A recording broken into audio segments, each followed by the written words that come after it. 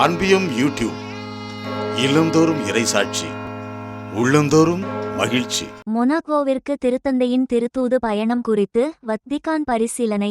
கடந்த ஜனவரி 17 சனிக்கிழமையன்று வத்திக்கானில் திருத்தந்தை லியோ மற்றும் மொனாகோ இளவரசர் 2ஆம் ஆல்பர்ட் இருவருக்கும் இடையே இடம்பெற்ற ஒரு சந்திப்பை தொடர்ந்து இந்த சாத்தியமான திருப்பயணம் நடைபெறுவதாக திருப்பீடச் செய்தி தொடர்பகம் தெரிவித்துள்ளது.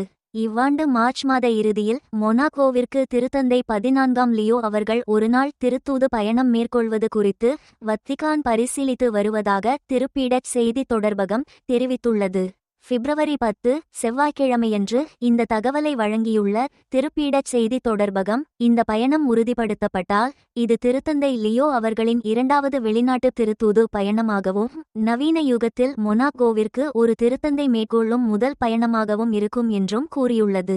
கடந்த ஜனவரி 17 சனிக்கிழமையன்று வத்திக்கானில் திருத்தந்தை லியோ மற்றும் மொனாகோ இளவரசர் 2ஆம் ஆல்பர்ட் இருவருக்கும் இடையே இடம்பெற்ற ஒரு சந்திப்பை தொடர்ந்து இந்த சாத்தியமான திருப்பயணம் நடைபெறுவதாகவும் அதன் அறிக்கையில் குறிப்பிடப்பட்டுள்ளது.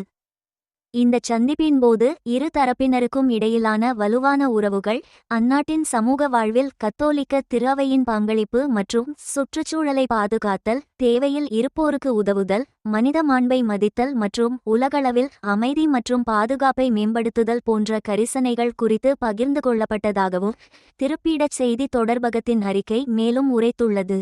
கடந்த 2025ஆம் ஆண்டின் பிற்பகுதியில் துருக்கி மற்றும் லெபனோனுக்கு திருத்தந்தை லியோ அவர்கள் தனது முதல் வெளிநாட்டு திருத்தூது பயணத்தை மேற்கொண்டார்.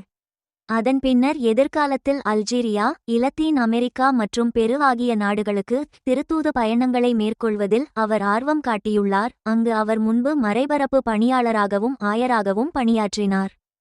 இந்த அன்பியம் யூடியூப் சேனலை நீங்கள் ஷேர் பண்ணுங்க, சப்ஸ்கிரைப் பண்ணுங்க, லைக் பண்ணுங்க.